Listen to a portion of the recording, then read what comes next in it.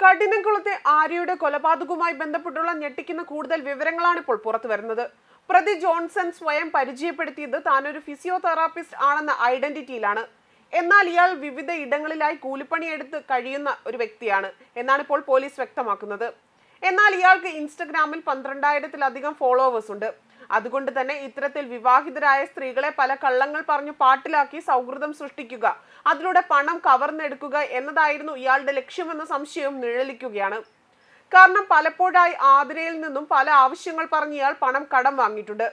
മാസങ്ങൾക്ക് മുൻപ് 1 ലക്ഷം രൂപയും കൊല്ലപ്പെടുന്നതിന് 3 ദിവസം മുൻപ് 25,000 രൂപയും ജോൺസൺ ആതിരയിൽ നിന്നും വാങ്ങിയതായിട്ടാണ് റിപ്പോർട്ടുകൾ വ്യക്തമാക്കുന്നത്.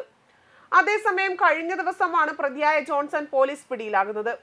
എന്നാൽ പിടിയിലാകുമെന്ന ഘട്ടമായപ്പോൾ ഇയാൾ വിഷം കഴിച്ച് ആത്മഹത്യ ശ്രമം നടത്തിയിരുന്നു. ഇപ്പോൾ കോട്ടയം മെഡിക്കൽ കോളേജ് ആശുപത്രിയിൽ ചികിത്സയെ തുടരുകയാണ്. കഴിഞ്ഞ ദിവസം നടത്തിയ പരിശോധനയിൽ ഇയാളുടെ ഉള്ളിൽ വിഷാംശമുണ്ടെന്ന് കണ്ടെത്തിയിരുന്നു. എന്നാൽ ആരോഗ്യനില തൃപ്തികരമാണ്. 2 ദിവസമെങ്കിലും ആശുപത്രിയിൽ ചികിത്സയിൽ കഴിയേണ്ടി വരുമെന്നാണ് ഡോക്ടർമാരുടെ നിർദ്ദേശം. അതിനുശേഷമായിരിക്കും പ്രതിയെ അറസ്റ്റ് ചെയ്ത് തിരുവനന്തപുരത്തേക്ക് കൊണ്ടുവരിക.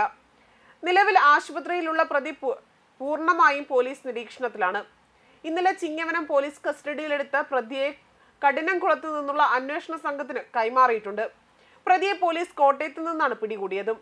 ഇൻസ്റ്റഗ്രാമിലൂടെ ആതിരയുമായി സൗഹൃദത്തിലായ ജോൺസൺ ഇവരിൽ നിന്ന് പണവും തട്ടിയെടുത്തിരുന്നു. ഒപ്പം വരാത്തത് കൊണ്ടാണ് കൊലയെന്നാണ് പോലീസ് നിഗമനം. ആതിര കൊല്ലപ്പെട്ട് 3-ാം ദിവസമാണ് സുഹൃത്തായ ജോൺസനെ പിടികൂടുന്നതും. ചിങ്ങവനത്തെ ഒരു ഹോം സ്റ്റേയിൽ നിന്നാണ് ജോൺസൺ പിടിയിലായതും. ഇതേ ഹോം സ്റ്റേയിൽ തന്നെ നേരത്തെ ജോലി ചെയ്തിരുന്ന ജോൺസൺ സാധനങ്ങൾ എടുക്കാനാണ് അവിടെ എത്തിയത്. വിഷം കഴിച്ചതായി ജോൺസൺ തന്നെയാണ് പോലീസിനോട് പറഞ്ഞതും. ഉടൻ പോലീസ് ആശുപത്രിയിലേക്ക് മാറ്റുകയായിരുന്നു. അതേസമയം ചൊവ്വാഴ്ച രാവിലെ 10:30-യോടെയായിരുന്നു ആതിരയെ വീട്ടിനുള്ളിൽ കഴുത്തിൽ കുത്തേറ്റ് മരിച്ച നിലയിൽ കണ്ടെത്തിയത്. നീണ്ടകര സ്വദേശിയായ ജോൺസൺ ഇൻസ്റ്റഗ്രാമിലൂടെയാണ് ആതിരയെ പരിചയപ്പെടുന്നത്.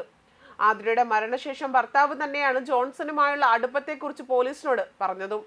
ജോൺസന്റെ ഫോൺ സ്വിച്ച് ഓഫ് ആക്കിയതോടെ തന്നെ പോലീസിന്റെ സംശയം വർദ്ധിക്കുകയായിരുന്നു. കൊല്ലപ്പെട്ട ആതിരയുടെ സ്കൂട്ടർ ചിറയൻകീഴ് റെയിൽവേ സ്റ്റേഷനിൽ വെച്ച ശേഷമാണ് ജോൺസൺ ട്രെയിനിൽ കയറി രക്ഷപ്പെട്ടതും.